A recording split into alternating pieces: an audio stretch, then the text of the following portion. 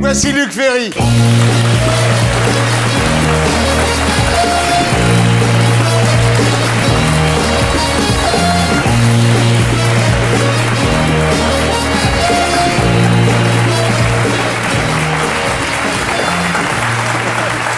C'est là, non, c'est là. Hey. C'est là. Ne tombez pas dans le panneau. Ne tombez pas dans le panneau. Vous le trouvez comment, Luc Ferry? À part la coupe. Ah, j'aime bien. Moi j'aime bien ces cheveux comme ça. Ah, ça vous plaît? C'est gentil, ça. Ouais, ça me plaît. Bon, c'est déjà pas mal parce qu'elle a quand même refusé Marcello Mastroianni, Marlon Brando, Robert De Niro. Et donc vous, elle vous trouve bien. Bon espoir. Bon espoir. Luc Ferry, donc vous avez été pendant 2 ans ministre de la Recherche, de l'Éducation, des Universités et de la Jeunesse, jusqu'au 31 mars 2004, où vous avez été remplacé par François Fillon, qui a beaucoup de problèmes en ce moment lui aussi. Hein. Il se marre pas, Fillon. Hein. C'est plus facile de changer le ministre que les syndicats. Ça, c'est vrai que ça va plus vite. Ouais. Voilà. Alors aujourd'hui, vous racontez votre expérience de ministre dans un livre plaidoyer où se mêle le récit de votre aventure et quelques réflexions philosophiques. Ça s'appelle « Comment peut-on être ministre ?» C'est publié chez Plomb. Alors, on va prendre les choses au début. À l'arrivée, quand vous arrivez comme ministre au départ, vous êtes plein d'enthousiasme. Pour vous, c'est nouveau, c'est formidable. Rester enthousiaste pendant les 2 années, parce que c'est vrai que c'est un métier, si j'ose dire. Enfin, c'est peut-être pas un métier, mais une fonction passionnante. Oui, ça, j'ai pas perdu l'enthousiasme, même à la fin, oui.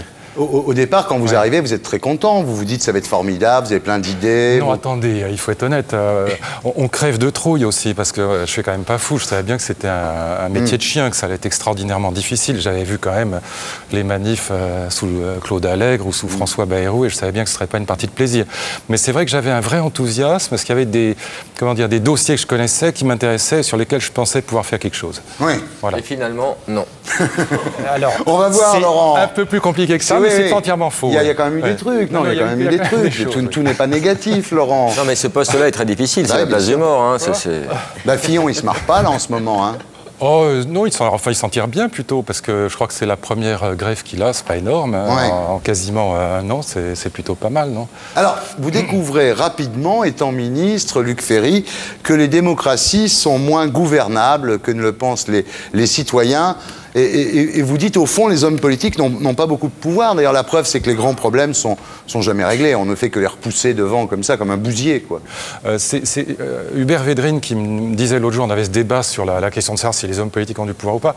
Il me disait, le métier politique, c'est comme un chirurgien qui devrait opérer un petit garçon très malade, avec 1, toute la famille autour, 2, l'ensemble de la presse, 3, les avocats de la famille, et 4, tous les confrères, animés, comme on sait, par une haine vigilante, et qui vont dire, attendez, il a la main qui tremble, qu'est-ce qu'il fait?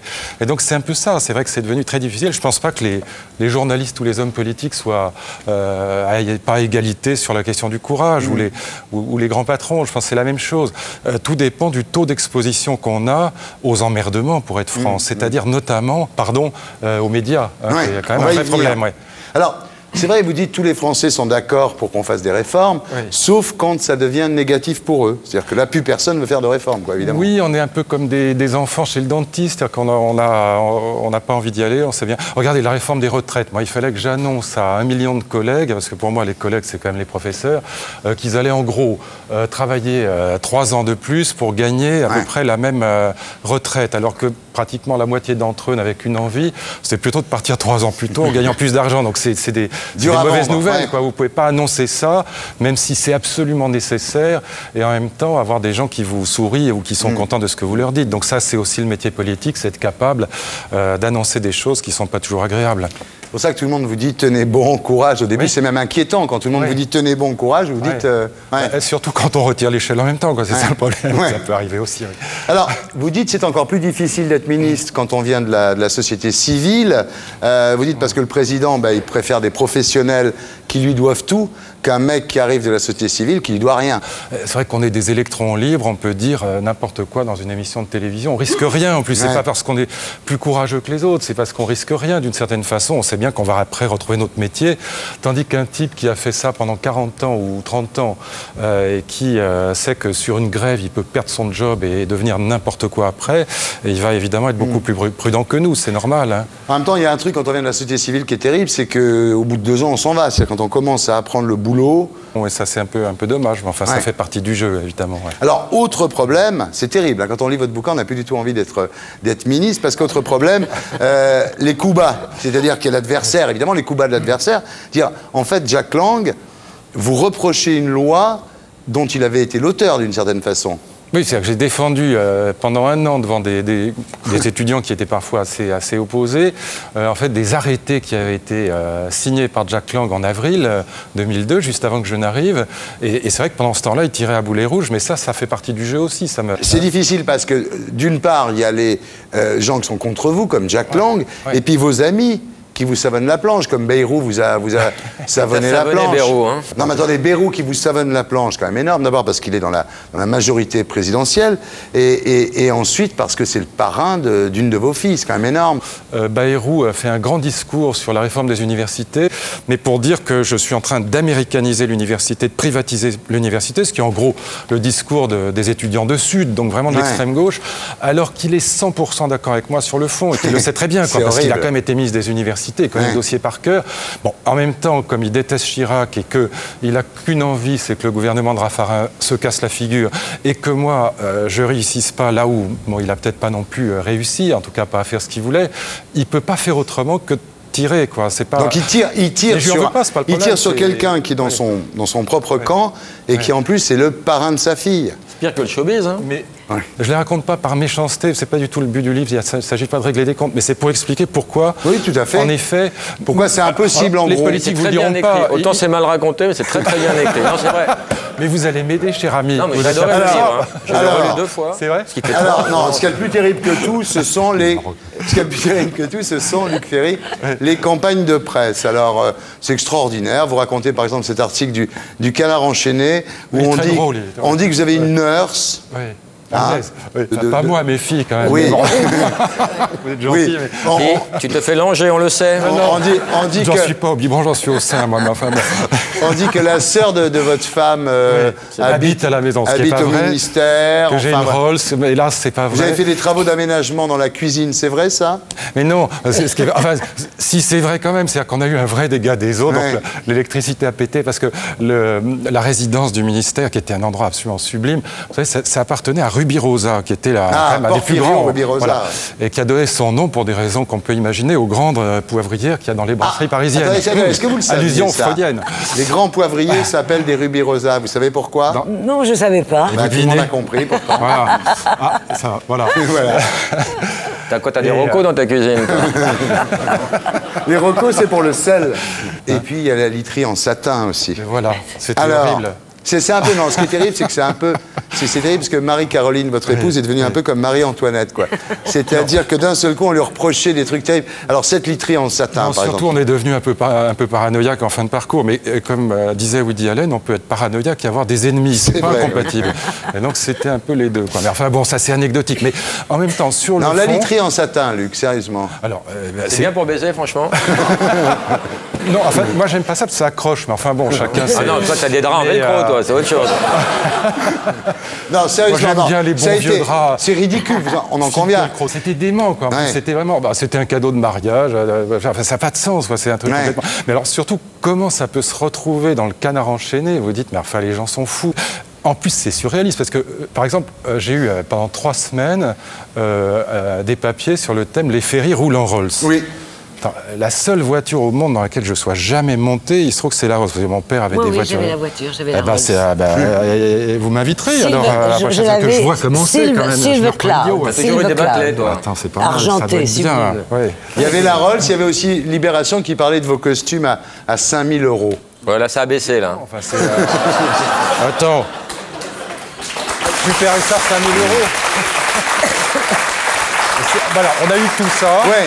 Et c'est vrai que derrière le côté complètement anecdotique et sans aucun intérêt de cette affaire, Finkielkraut avait eu une très jolie phrase, je trouve, à propos de l'affaire Clinton. Il avait dit « Je ne savais pas que la presse mondiale allait élire domicile dans le slip de Bill Clinton. Ouais. » C'est un petit peu ce qui nous est arrivé, toute proportion gardée, si j'ose dire, mais c'est quand même désagréable. Ouais, il y a un moment où on se dit « Mais attendez, arrêtez. » Ce qui est terrible, effectivement, parce que moi je connais un petit peu votre parcours, on a écrit que vous étiez un héritier, que vous étiez un brillant normalien, alors que vous venez d'un milieu relativement modeste. Oui, votre père était un mécanicien automobile de génie, certes, mais était quand même un mécanicien automobile. C'était pas quelqu'un qui avait une fortune.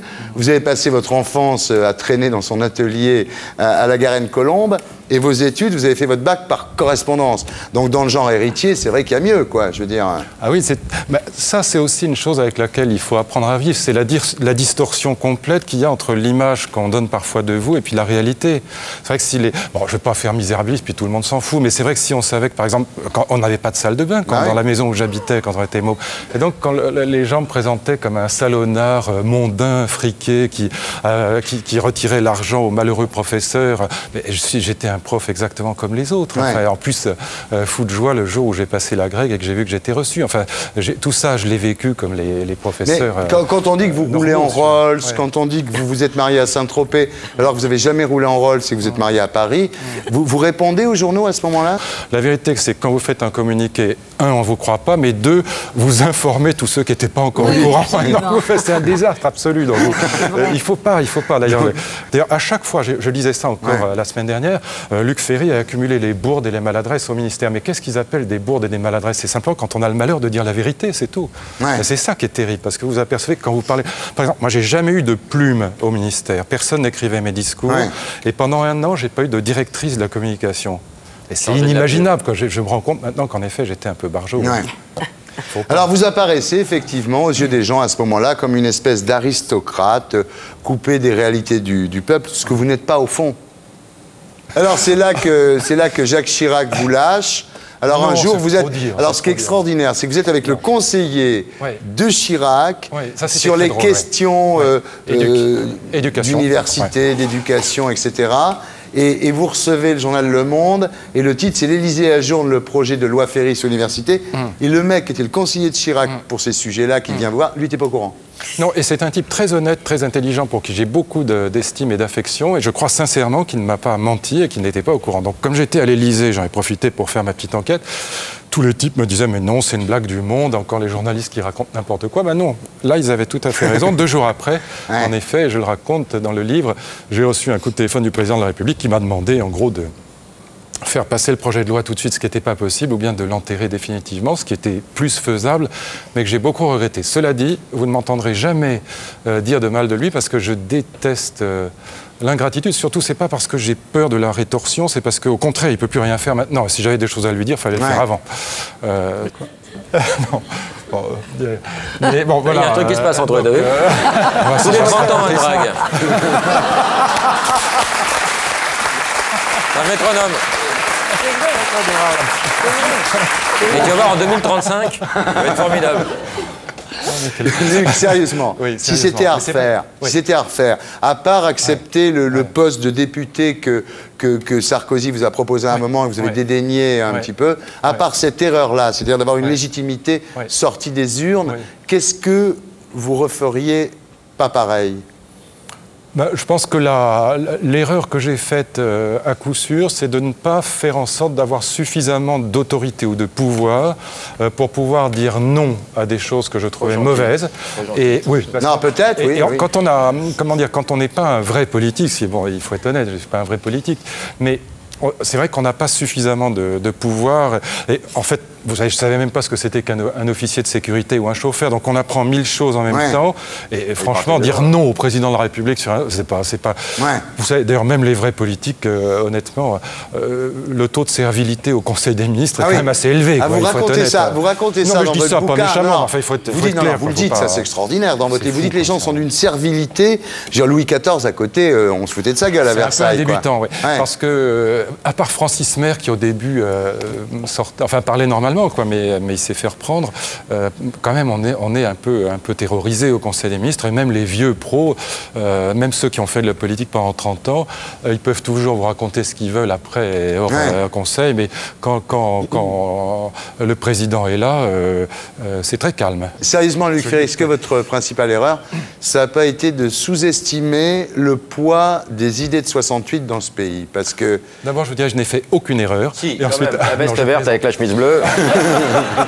Mais la cravate rouge, après, c'est quand même pas mal.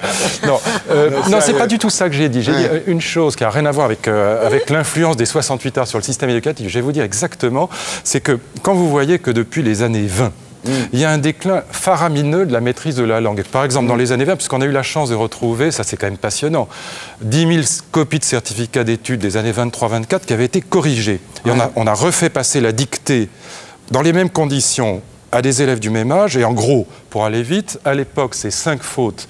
Vous en souvenez, au lycée, quand on était petit, c'était 5 fautes 0. C'était étalonné sur les performances des élèves. Aujourd'hui, c'est 17 fautes. Mais quand vous regardez la copie, 17 fautes en moyenne, pour des élèves de 5e, 10% des meilleurs d'entre eux. Quand vous regardez la copie, ça ressemble à du texto. Et donc, moi, je disais une chose, simplement, c'est que, si vous voulez, dans l'éducation, il y a à la fois, bien sûr, une part de spontanéité, c'est bien d'encourager l'imagination des enfants et tout ça, mais il y a aussi une part d'héritage. C'est-à-dire que vous n'avez pas, ni vous ni moi, inventé la langue française. Il n'a même pas inventé la poudre, lui, non? Non plus. Si, la poudre, oui. La poudre, peut-être, ben, je ne sais pas laquelle, mais enfin, la langue française, à part... Bravo, allez-y. Mais non. Alors, allez-y. Ça roule en rose, ça a des lits en satin. Et ça se moque. Du chef. Non, mais voilà. Et donc, si vous voulez, dans l'éducation depuis 30 ans, on a survalorisé la spontanéité, l'expression des enfants. Mais en matière de règles de grammaire, la spontanéité, c'est jamais très bon. Et donc, on a oublié qu'il y avait aussi des transmissions d'héritage et de patrimoine qui supposaient une attitude qui n'est pas celle du moi-je, mais l'attitude du respect à l'égard de traditions qui sont transmises. Alors, depuis que vous n'êtes plus ministre, à part draguer Claudia Cardinal, bravo d'ailleurs. On l'a dit avant que ça marchait jamais quand on la draguait. Donc. Il a joué fine derrière. Vous êtes au Conseil d'analyse de la société. Ça correspond à quoi, ce truc-là? Et si vous voulez, c'est un petit peu comme le service société d'un grand hebdomadaire, c'est le même principe, mais j'ai réuni des gens qui ne sont pas des commentateurs de leur métier ou de leur discipline, mais qui sont des acteurs. Par exemple, pour le sport, il y a David Douillet, c'est pas un commentateur du judo.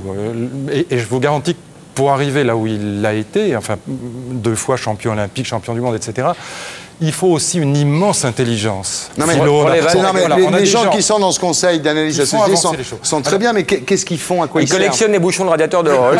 Du tout. Je vais vous dire. J'ai observé une chose, c'est qu'en gros, à peu près la seule réforme qu'on ait vraiment réussi à faire passer, quand en tout cas j'étais dans ce gouvernement, c'est la réforme des retraites. Et je disais tout à l'heure que c'était très difficile parce que, en gros, c'est comme le dentiste, qu'on avait que des mauvaises nouvelles à annoncer. Bon. Et il fallait le faire quand même, je crois. Et d'ailleurs, en gros, le Parti socialiste n'avait pas autre chose à proposer. C'est aussi pour ça que c'est passé. Mais ce qui a permis, malgré tout, de convaincre, c'est qu'il y avait eu avant des comités, des conseils, des comités, etc., qui s'étaient réunis. Et d'une certaine façon, les élites, notamment journalistiques, savaient qu'il n'y avait pas autre chose à faire. Et ça, c'est très utile. On a besoin, si on veut un jour proposer des vraies réformes, que au moins la partie éclairée de l'opinion publique soit formée. Et donc, il ne faut pas se moquer des comités Théodule, parce que souvent, ils font un très très bon boulot. Enfin, vous avez le droit. La maçonnerie et les comités Tupperware, non? Il est quand même de mauvaise foi, parfois. Ah oui, bien sûr, c'est pour ça qu'on l'aime. Alors voilà, le livre s'appelle « Comment peut-on être ministre ?» Luc Ferry.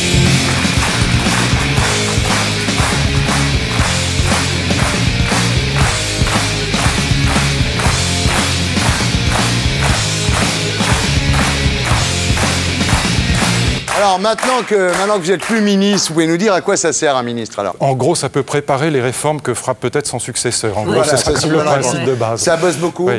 Oui, enfin, ça dépend lesquels, mais parce qu'il y a des ministères très différents. Mais dans un ministère comme le mien, honnêtement, c'est 18 heures par jour. Ah oui, 18 heures? Ah ouais? Oui, vraiment, oui. Là, je me suis levé à la cravate, ça prend 2 heures. C'est bien payé, sérieux? Non, c'est mal payé. Vous voulez que je sois vraiment ignoble, mais on a supprimé vraiment les fonds spéciaux. Bah oui. Les gens me demandaient toujours ça. Mais est-ce que... Bon, attends, ils me disaient, bon, d'accord, tu as dit ça à la télévision, mais c'est pas vrai. Maintenant, tu as bien quand même une petite question. Non, il n'y a plus de fonds spéciaux. Il faut savoir que ça atteignait 400 000 francs par mois. Et donc ça, après le ministre en fait ce qu'il veut. Bon, tout ça a disparu. Je suis toujours arrivé trop tard. Donc c'est mal payé. C'est combien un ministre sérieux? C'est payé combien 40, 50, 60 10 000 euros. Je compte en francs parce que c'était le premier traitement était encore en francs, c'était 78 000 francs. Voilà. Voilà. Ah, attendez, un grand patron. Attends, il gagne combien, lui, Thierry Ardisson? Beaucoup plus. Pas tellement. Et ça sérieux, ça marche avec les filles d'être ministre, là, ça donne un... Ça dépend comment on s'habille, c'est toujours pareil. Sérieux, non. Marié avec la femme la plus belle du monde, donc vous ne me ferez pas... Quand on est ministre, on peut mettre quelqu'un sur écoute? Non, non, non. Enfin, peut-être, je ne sais pas, moi, il faut demander au ministre de l'Intérieur, mais le ministre de l'Intérieur sûrement, mais enfin, c'est très, très réglementé. Enfin, l'affaire Mitterrand, c'est complètement impossible maintenant. Il faut oui, oui, c'est... En plus, ça sortirait... On disait pareil à l'époque. Hein. Non, à l'époque, on savait que ça... Vous êtes de droite? En tout cas, j'ai pas honte de dire que je n'ai jamais voté à gauche et que j'aurais pas été ministre d'un gouvernement de gauche, parce que je trouve qu'il y a un côté très fâcheux aujourd'hui, c'est que les gens de droite sont toujours hyper culpabilisés par la société qui a un surmoi de gauche. Non, il faut dire les choses honnêtement. Moi, je suis centre-droit, c'est pas original, je suis pas vraiment à droite. On va faire un test pour si vous êtes de droite ou de gauche. Oui. Vous allez me répondre par oui ou par non. On va faire le test, dur, droite ou pas. Est-ce que vous trouvez, Luc, que vous payez trop d'impôts? Oui, non. Oui, oui. Est-ce que vous pensez que seuls les forts survivront et que c'est très bien comme ça? Non, ça non. Est-ce que vous pensez que les gens qui sont au chômage, après tout, c'est de leur faute, quoi? Non plus, ça c'est complètement idiot. Il y a un tas de gens formidables. Vous non plus? Non, je pense pas non plus. Est-ce que vous pensez qu'il faille interdire la consommation du cannabis? Non, là je vais me faire tuer, mais non. Non. Faut pas l'interdire. Non. Même pendant les émissions de télé. Claudia, vous pensez? Contre la drogue. Ah oui, toutes les drogues. Si, c'est pas pareil. Hein. Même le vin, même le vin alors. Non, le vin, attends, un verre de vin rouge. Le vin, dis non, Non, non. Mais c'est pas de la drogue, le vin. Justifier la Pourquoi c'est pas de la drogue? Mais si. Enfin, un verre de vin. Non, mais avec un pétard. Luc Ferry. Est-ce que vous êtes absolument contre le mariage des homosexuels? Oui. Oui. Est-ce que vous êtes contre l'adoption d'enfants par les couples gays? Alors, curieusement, non. Ah bon? Vous êtes contre le mariage, mais pour l'adoption? Oui. En vérité, vous avez le droit... il se trouve que je connais pas mal le problème pour avoir adopté moi-même un enfant sans être homosexuel, mais attendez, on a le droit de ne pas l'être aussi. La France jugera, monsieur. Continuez, Luc. Si j'ose dire, je lui tends une perche qui est tellement facile. Oui, c'est vrai, c'est le cas de le dire, oui. Voilà, aujourd'hui, vous avez le droit d'adopter un enfant sans être marié. Donc, vous pouvez parfaitement adopter un enfant en étant homosexuel sans le dire. Donc, ça n'a pas de sens d'interdire. Est-ce que vous pensez, Luc Ferry, qu'il n'y a pas assez de policiers dans les rues en France? Non, la différence entre un quart de flic et une bonne lessive, c'est que dans la lessive, il y a un agent actif. C'est ça le problème. Ah, c'est bien,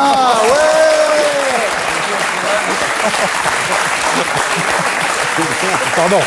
Non mais moi je vais te dire. Je peux la caser qu'une fois tous les Elle est bonne, elle est bonne. Si les invités préparent des vannes, moi je vais m'en tirer. C'est la mort de mon commerce. Hein. Mais non, écris des bouquins. Est-ce que vous êtes favorable à la suppression de l'impôt sur la fortune? J'ai pas d'idée là-dessus. Ouais. Si, tu as une idée, mais tu sens bien que tu peux pas la dire ici. En tout cas, je ne le paye pas et je regrette. Donc, non, il n'a pas la Rolls, non. Je sais pas. Est-ce que vous êtes heureux, Luc Ferry, que le pauvre Alain Juppé n'ait pas été trop lourdement condamné par les juges? Oui, j'en suis plutôt content, oui. Mais c'est quelqu'un de très honnête, donc c'est pas... Oui, moi, c'est quelqu'un que j'aime beaucoup. Puis vous savez, si j'avais commencé la politique comme ça par hasard 15 ans plus tôt, j'aurais été dans un système où, par définition, personne ne pouvait être à l'abri de ça. Il faut le connaître, c'est tout. Donc on a assaini le système après, peut-être qu'il avait un petit retard à l'allumage, mais enfin, c'était en gros... un peu après l'assainissement du système, quand même. Les gens ne savent pas de quoi il s'agit. Ça veut dire qu'il y avait des types qui étaient à la mairie de Paris et qui étaient payés par la mairie de Paris alors qu'ils travaillaient dans le parti politique. Bon, c'est pas bien. Non. Enfin, c'est pas non plus... elle n'a pas tué une vieille dame. Enfin, il y a pire que ça, quoi. C'est pas... c'est pas... Et en plus, il est quand même condamné. Enfin, il paye quand même très cher. Attendez ce qu'il a vécu pendant toutes les années où il est mis en examen et condamné après. C'est l'enfer. Vous pensez que les Français sont une population d'assistés, vous? Non. Est-ce que vous êtes contre la délivrance d'héroïne pour limiter le trafic? Pour limiter le trafic, ou voilà, je ne sais pas trop ce que ça veut dire. Comme en Suisse, c'est-à-dire qu'on donne de l'héroïne aux gens pour éviter qu'ils l'achètent à des dealers. Et aux enfants pour les fidéliser sur la... Non, là, je crois... Enfin, vous parliez tout à l'heure du cannabis, je trouve que c'est un autre problème. L'héroïne, donc je crois que c'est vraiment une saloperie, oui. Vous êtes favorable aux mesures contre les prostituées et leurs clients? Je ne suis pas enthousiaste de la chose, mais non, je ne suis pas... enfin, comment dire? Il faudrait distinguer deux choses. Il y a le problème des raquettes, c'est-à-dire du fait que vous avez des réseaux.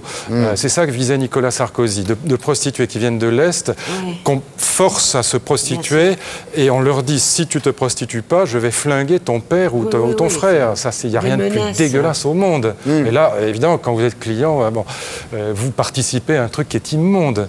Mais ça n'a rien à voir avec le plus vieux métier du monde, qui est peut-être pas bien, mais qui n'a rien à voir avec ça. C'est autre chose. Donc moi, je ne suis pas là-dessus pour confondre les choses, même si c'est pas ma tasse de thé. Moi, j'ai jamais été client. Donc, ce que vous dites, c'est que vous n'êtes pas pour les prostituées qui viennent de l'Est, mais pour les autres, ça va, quoi. Non, celles qui viennent de les gens l'Ouest, intelligents on cherche à trouver. Ils ont compris. De bonne foi, ont compris Celles ce qui que je viennent de disais. l'Ouest, c'est moins grave, d'accord. Vous trouvez que Jean-Pierre Raffarin est bel homme? Claudia. Non, vous répondez, on vous a posé la question. Non, allez, on va être... Non, Ah, non. il est sympathique, il a des du fois, charme, mais il n'est pas bel homme. Vous Non. touchez sa bosse, des fois, ça porte bonheur, vous Oh, savez. mais enfin, qu'est-ce que c'est que ça?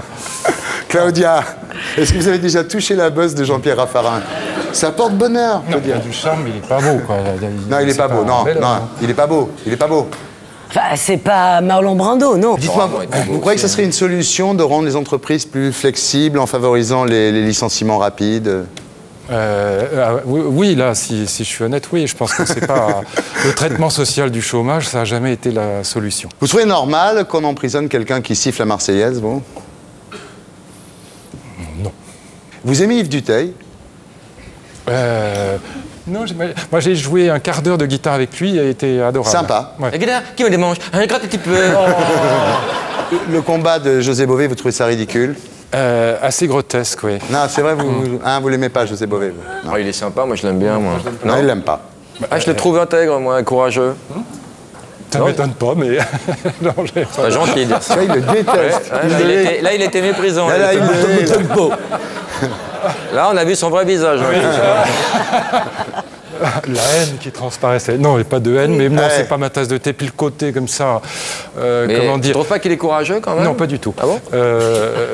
Non, pas du tout, parce que, attends, il rafle la mise à chaque fois. C'est-à-dire, les gens qui ont l'air courageux et qui raflent la mise en termes de médiatisation à chaque fois, ça m'exaspère un peu. Puis il y a eu des petits dérapages, comment dire...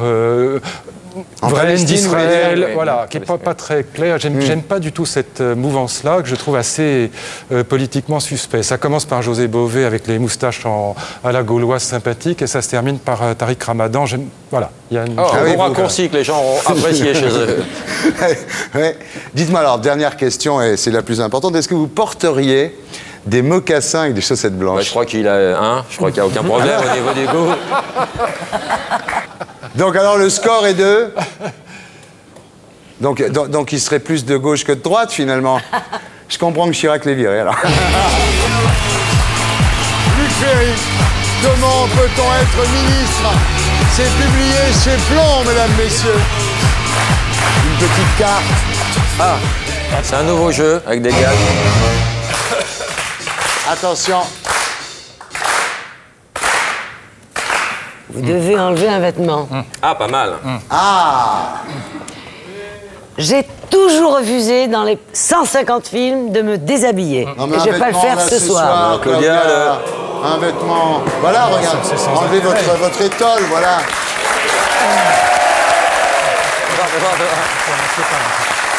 Ah non,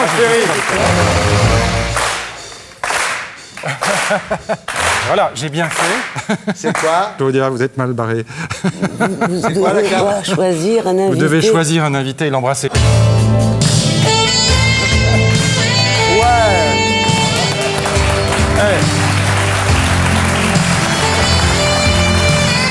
C'est quand même très chaste, hein. Je vous ai connu dans certains films un peu plus... Ouais, Allez, en oui. topless, on recommence. Alors, toi, Et moi, en topless. si tu veux. J'accueille Luc Ferry.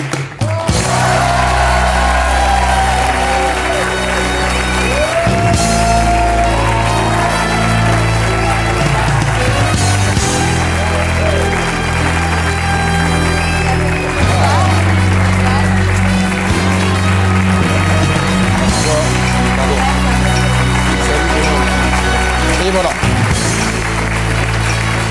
Luc Ferry, mesdames, messieurs, comment ça va? Vous êtes Ça bien est- ici, regardez. Ça peut Hein? être pire, oui. Ça commence pas mal. Ça commence sympa. Oui. Vous regrettez pas de plus être ministre de l'Éducation nationale? Non. Bah, on va être honnête, non. Non. Mais cela dit, je regrette pas de l'avoir été non plus. T'as dégraissé le mammouth un peu avant de partir? Je crains que la bête soit restée en l'état. Mais personne n'est parfait. Ouais. Puis en plus, vous avez vu, ceux qui vous ont succédé, ils n'ont pas eu plus de chance que vous. Hein. Oui, c'est vrai que je m'aperçois que j'ai eu une longévité assez remarquable, puisque finalement les autres ont giclé aussi assez Bah ouais, après. Fillon, qu'est-ce qu'il... Ouais. Un an, non? Un an, oui. C'est qui Et- maintenant? Je sais plus qui c'est maintenant. C'est qui? Non, là, ils sont méchants quand même. Non, non, c'est qui? Ah, arrêtez. Ah oui, Catherine non, Barma non. me dit dans l'oreillette Ouais. Gilles de Robien. Ah oui. Arrêtez. Je le confonds avec Père Ben, moi. Ouais. Il se ressemble un peu. Ou avec non Adamo, c'est bizarre. hein. Avec Adamo aussi. Sauf qu'Adamo, il a 3 seins, lui. Méchants. Exact. Ouais. Vous savez ça? Ah, il nous l'a Demande montré un ici, avocat. son 3e sein. Donc, Ouais. ils sont pas alignés les 3 comme ça. Hein. Non. Il y en a... Tu savais pas ça? Même la Adamo femme de savais Bigard, pas, hein, ils sont non. pas alignés les deux. Dans le nombril. La femme de Bigard. Non, non, il a 2 seins et un qui est là. Non, c'est pas vrai. Mais oui, c'est vrai, il nous l'a montré.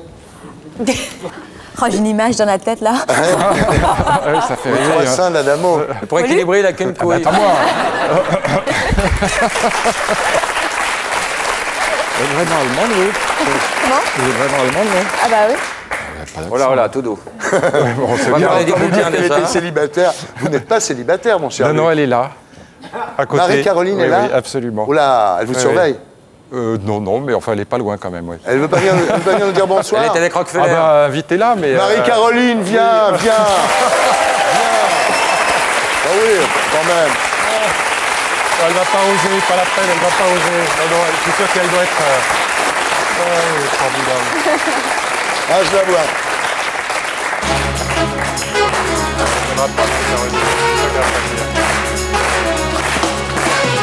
Rosi geht zu Hause. Ich komme aus der Nähe von Hannover, bin Ölwellentarifierin.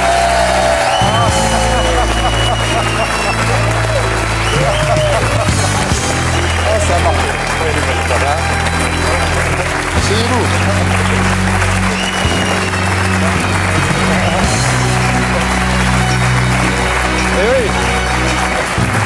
Ta maman est dans le coin. Elle est à la maison et elle garde les enfants. On va l'attendre, on Non, l'appelle. mais quand on a une femme aussi jolie, on l'invite sur les plateaux de télévision. Ça va? Très bien. Très bien. Et alors, dites-moi, comment c'est depuis qu'il est plus ministre? Vous l'avez tout à vous, alors c'est bien? Oui. Je l'avais déjà tout à moi. donc, Oui, ouais. oui. Et l'ai alors? partagé un peu, mais Il n'a pas souffert de ça, non? Pas du tout. Non. Il est bien. Ouais. Et vous êtes où maintenant? Au CAS, c'est quoi le CAS? C'est une chose qui s'appelle le Conseil d'analyse de la société. C'est à Matignon, Ouais. auprès du Premier ministre. Et ça, c'est en fait très sympathique parce que j'ai la chance d'être entouré d'une trentaine de personnes, personnalités de la société civile. Ça va de David Douillet à Daniel Thompson, en passant par des historiens, des chercheurs, des biologistes, des médecins. Et on travaille sur les questions de société. Par exemple, le prochain rapport qu'on publie, c'est sur les cellules souches. Marguerite, je peux changer vos places, Fabienne, vous vous mettez là? Parce que oui, parce que... Ah bon, pourquoi? Non, Bon, parce mais que- non, mais Ah non, c'est- pourquoi, Marie-Caroline? Vous n'êtes pas bien avec moi? Il y a des questions sexuelles après. Non, mais Ouais, voilà, c'est mettez-vous ignoble. là. Merci, Fabienne. Voilà, tous les deux. Je vous garde Regardez, le champagne, regardez alors. comme ils sont beaux, là. Tu me pardonneras, hein. Bien. Alors, vous publiez chez Plomb un livre qui s'appelle « Apprendre à vivre », qui est un petit traité de philosophie à l'usage des jeunes générations. Alors, ma fille, tu vas suivre, là, parce que normalement, tu dois arriver à suivre. Il l'a fait pour sa fille. Elle a quel âge? Elle avait 12 ans à l'époque, donc tu dois pouvoir y arriver. Pardon. D'accord, j'écoute. C'est Allez, bon. je m'accroche. Ouais. Allez. Alors, qu'est-ce que la philosophie? On a combien de temps? Une heure? Ah non, mais moi, je vais te le dire. La philosophie, c'est l'autre réponse à l'angoisse des hommes. La première étant la religion, évidemment. Et c'est un salut sans Dieu, la philosophie. Voilà, c'est ce que vous dites dans votre livre. Et c'est assez lumineux, c'est assez simple comme définition. Alors ça paraît idiot, mais j'ai mis 30 ans à comprendre vraiment ça.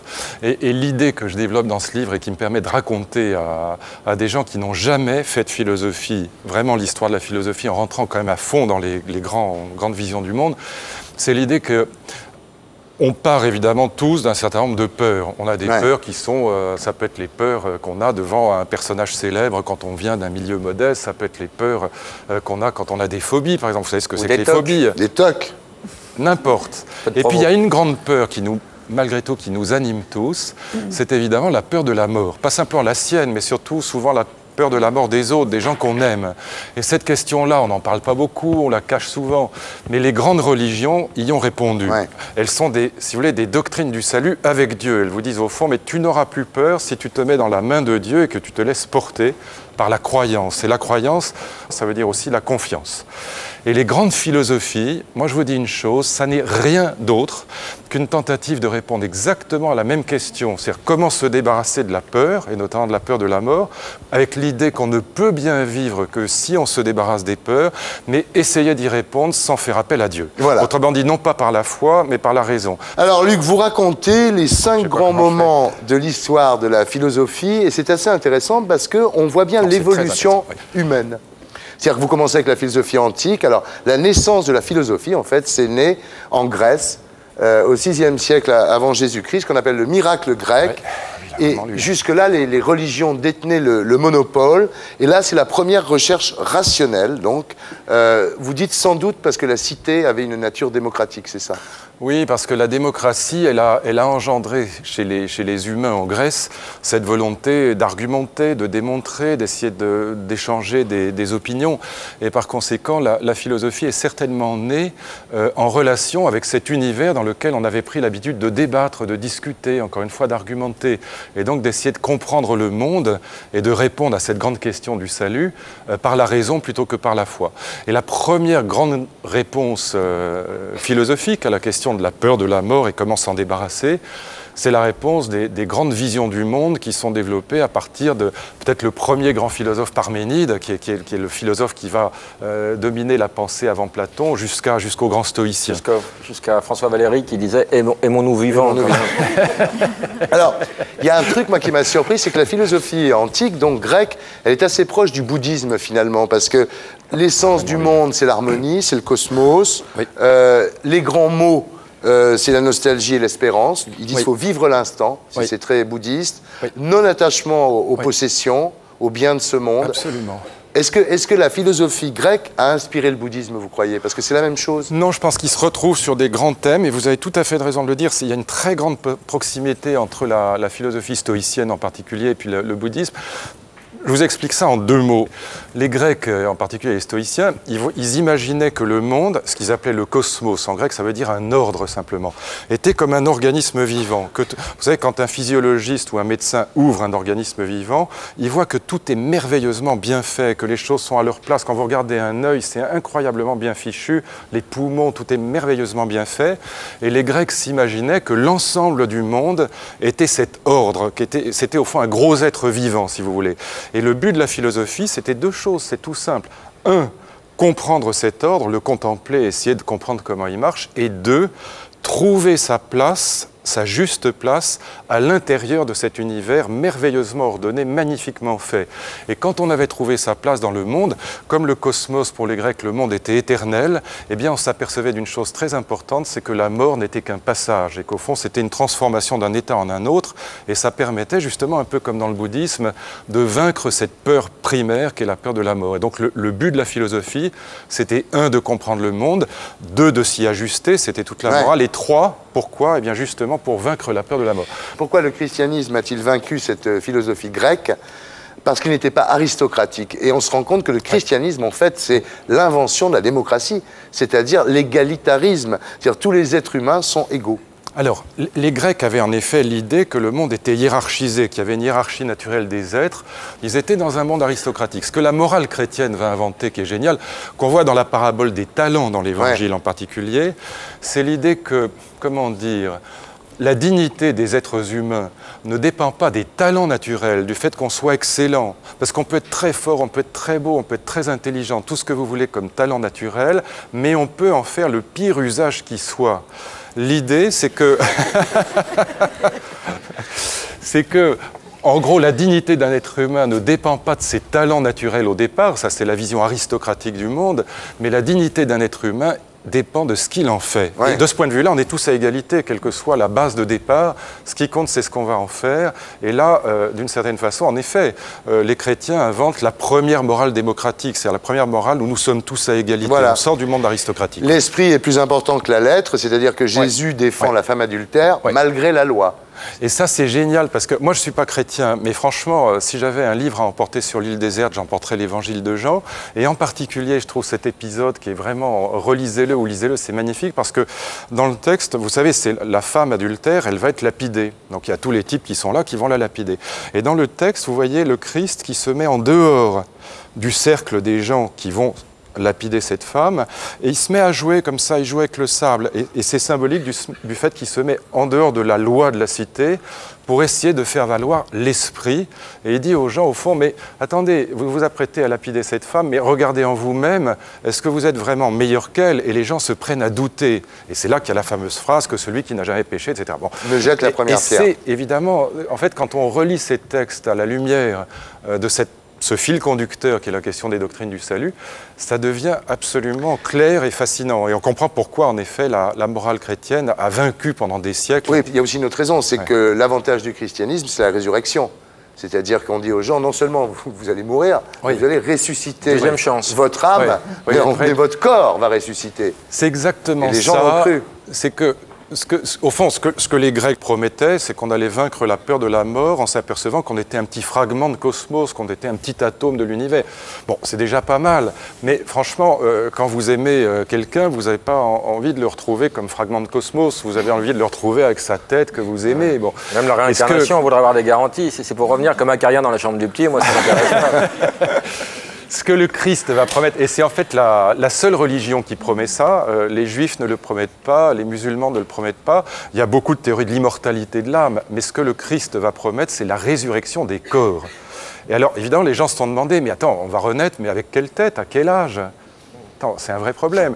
Et la réponse du Christ, au fond, pour le dire simplement, c'est la réponse suivante, on va renaître avec le visage de l'amour. C'est-à-dire que la tête qu'on a aimée, vous vous souvenez quand, je sais pas, des gens sont morts, vous vous souvenez du visage qu'ils avaient quand vous les aimez, et c'est ça que vous allez retrouver. C'est une super promesse en même temps, Bah ça a marché. Je comprends que ça ait marché, Bon, moi, j'y crois pas, mais je trouve ça quand même très très beau. C'est dur d'y croire. Hein. Mais c'est dur d'y croire. Mais ils le vendent bien, en tout cas. Marie-Caroline y croit, par exemple, mais moi, j'y crois pas. Il y a un schisme dans le couple. Bah attends, heureusement, sinon on s'ennuierait. Mais après... Ils argumentent. Ils argumentent. Alors, on continue. On continue, Luc. Par jour, quand même. Après le christianisme, il y a l'humanisme. Alors là, c'est la révolution scientifique, Copernic, Newton, Descartes, Galilée. Et l'homme prend la place de Dieu. Hein.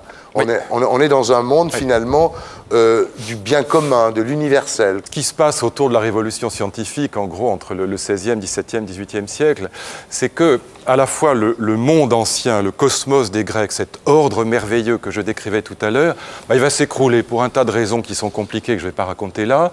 Et en même temps, la naissance de la science moderne va faire peser un doute aussi sur la religion, en particulier sur la religion chrétienne.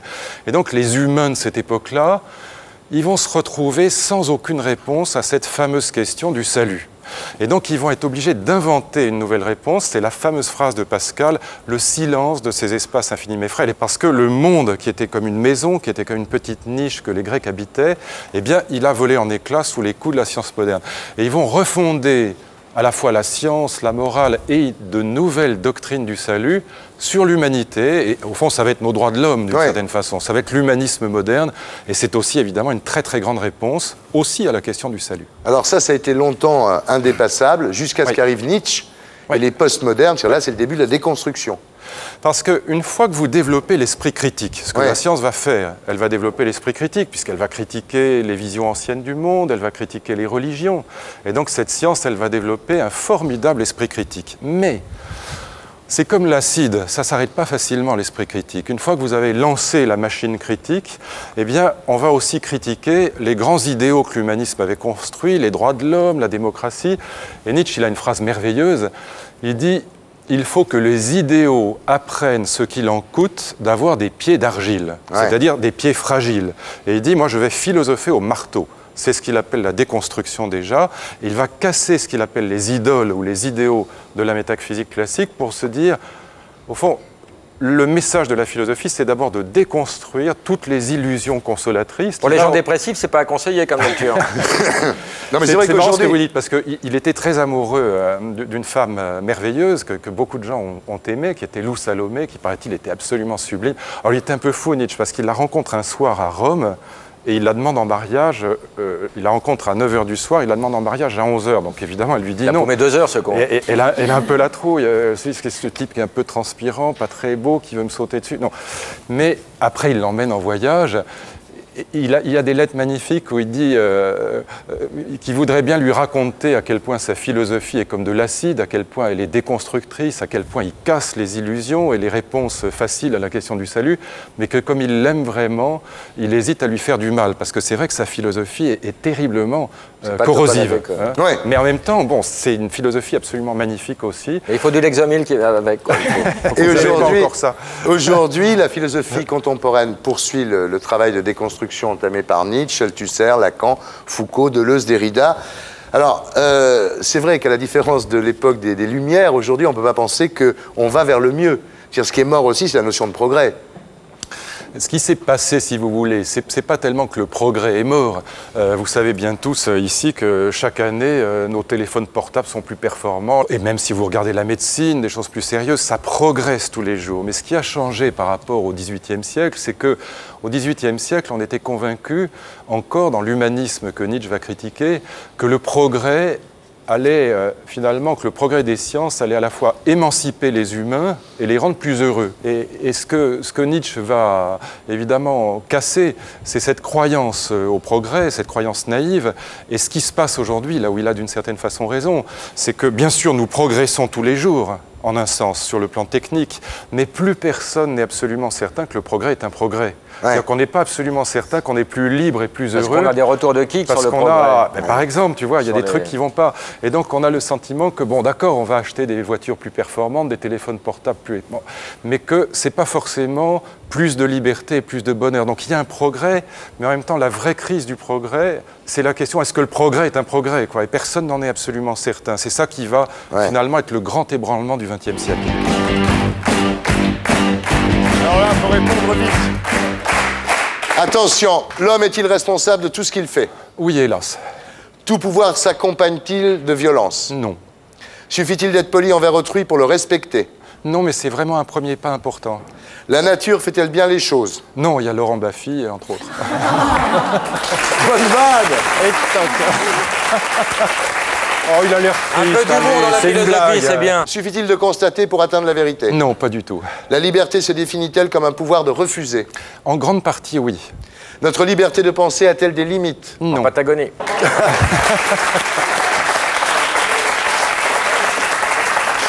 Peut-on être libre sans être responsable? Non. Suffit-il d'être dans son droit pour avoir raison? Non plus. La morale s'apprend-elle? Un tout petit peu, pas beaucoup. L'amour peut-il être un devoir? Non, surtout pas. Est-ce un bien de perdre ses illusions? Oui, quand même. Peut-on être sûr d'avoir raison? Non. Les différences sont-elles des inégalités? Non, non, bien sûr que non. La liberté consiste-t-elle à faire ce qui nous plaît? Non plus. La recherche de la vérité peut-elle se passer du doute? Non plus. Peut-on rester un philosophe en venant à la télévision? Oui, évidemment. Et enfin, est-ce que Sucé s'est trompé? Aïe, aïe, aïe. Alors, la dernière fois, j'ai été à côté d'une jeune femme charmante. Que moi. Et j'avais tiré un truc, c'était embrasser votre voisine. Donc, j'espère que... Là, t'en as deux. Suis-toi, il arrive. Vous devez dire du mal de votre film ou livre ou disque. Ton bouquin. Tu l'as lu au moins? Oui, je viens de dire du mal, c'est vraiment moi qui l'ai écrit. C'est rare chez les hommes politiques, mais voilà, non, c'est... Vous avez lu le livre, Marie-Caroline? Oui. Et alors? Formidable. Ah ouais. Mais bon. Mais vous Non, me connaissiez avant, non? Disons du mal pour voir. Mais non, mais je peux pas en dire du mal. Moi, j'ai la chance de vivre avec un homme qui m'a tout appris, justement, qui m'a appris à vivre. C'est un génie, donc... C'est un génie. Ouais. Oh, merci. Au revoir. C'est un génie.